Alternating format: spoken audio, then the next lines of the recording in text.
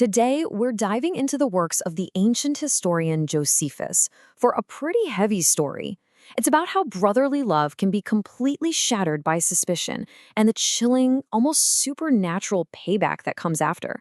It's a real tragedy, one that unfolds right in the heart of a kingdom, and it serves as a powerful warning about just how destructive envy can be. Josephus himself basically gives us the theme of the story right here at the start. He's telling us, look, this isn't just about politics and power plays. This is a timeless lesson on how fragile our relationships are when they're faced with the poison of slander and envy. And honestly, it sets the stage perfectly for the downfall of King Aristobulus and his brother Antigonus. So, our story kicks off with a relationship that really should have been unbreakable, right? We're talking about the trust and love between a king and his own brother. But that bond, well, it becomes the main target for some seriously ill-intentioned people lurking in the palace, just waiting for a chance to poison it with lies. King Aristobulus didn't just like his brother. He truly loved and trusted him, so much so that he actually made Antigonus a partner in ruling the kingdom. Now, in a world that's always full of political backstabbing, that kind of alliance was incredibly rare and powerful. It really shows you just how deep their connection was.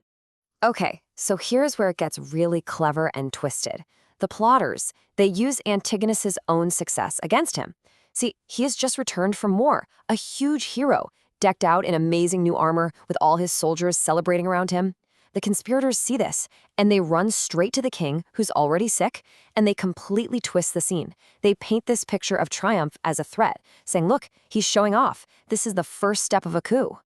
The way they set the trap, it's just brilliant in how cruel it is. The king, he's suspicious now, but he's not totally convinced, so he sets a little test. He sends a message to Antigonus, come see me, but come unarmed.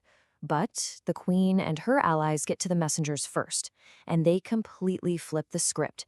They tell Antigonus that his brother wants him to come in his fancy new armor because it would cheer him up. It's the perfect lie, because it plays right into that brotherly love. And Antigonus, because he trusts his brother completely, Josephus says he was guided by the good temper of his brother. He doesn't suspect a single thing. I mean, why would he? He thinks he's about to do something nice for his sick brother, show off his new gear. And it's this total innocence, this complete trust, that makes him walk right into the trap. So he goes into this dark, underground passage inside the palace, a place called Stratos Tower.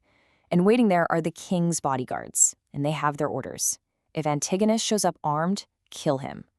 So they see him in his armor, and they do exactly what they were told. Antigonus is cut down. His trust is repaid with death. And the plotters, well, their horrible scheme worked perfectly. But hold on, the story does not end there with a simple murder. This is where things take a really strange turn, lifting this from just a political crime to something much deeper, a story about fate and how you just can't escape it. And it's all because of a very bizarre prediction. We get introduced to this guy named Judas, a prophet from the Essene sect, and Josephus makes one thing crystal clear. This guy had a perfect record. He had never, not once, gotten a prediction wrong. So his credibility is rock solid, right before his entire world gets flipped upside down. Because on that exact day, Judas the prophet sees Antigonus walking by the temple, totally alive and well, hours after he was supposed to have been killed according to the prophecy, and the prophet just breaks. He's thrown into total despair, crying out to his followers that truth itself must be dead if his prediction failed. He's so devastated he says he might as well die too. So, what was the problem? Well, it all came down to a simple but fatal mix-up. Judas had predicted Antigonus would die at Stratos Tower, but he was thinking of the famous port city, which was also called Stratos Tower, hundreds of miles away. He had absolutely no idea that there was also a dark passageway inside the palace that went by the exact same name.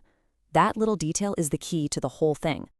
But right then, just as this old prophet is sitting there completely dejected, news arrives. Antigonus is dead.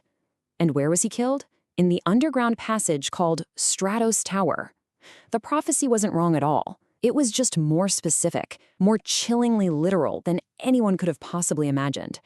And in that moment, it becomes clear that some kind of fatal decree was at work here. And now we come to the final act. This is where the consequences of the murder come crashing down on the king.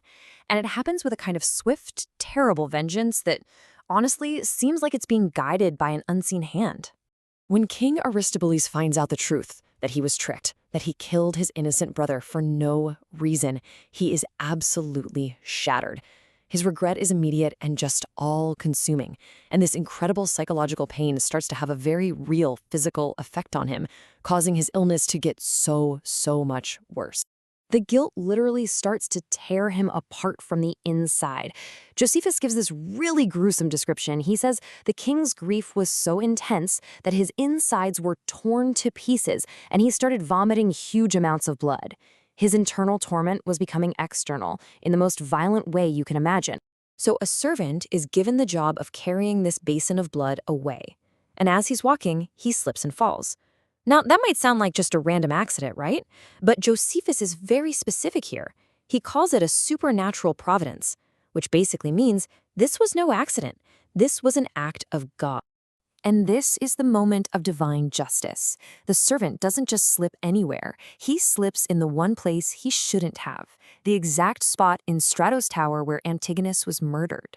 The king's blood, the murderer's blood, spills out and mixes with the stains of his innocent brother's blood that were still on the floor. It's this horrifying, perfect symmetry, blood answering for blood, on the very same patch of ground.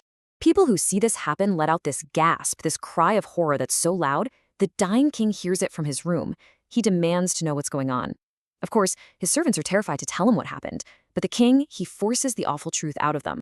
And that revelation, hearing what happened to his own blood, it brings the king to his final, terrible realization.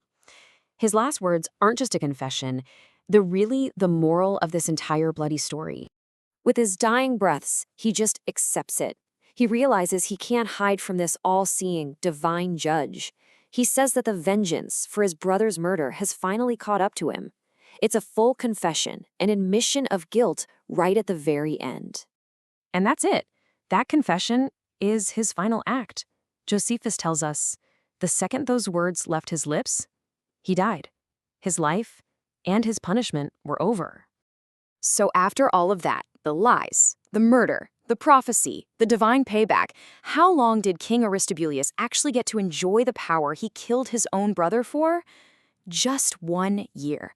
Josephus drops that final sobering detail in there like a brutal punchline. It just drives home how fast and how total his downfall really was. So what do we take away from this ancient tragedy? Josephus lays out this incredible story where envy just eats away at love, lies lead directly to murder, and guilt becomes a literal, fatal disease. It forces us to ask a really big question. When we read stories like this, are we just looking at a record of human ambition and all its terrible consequences?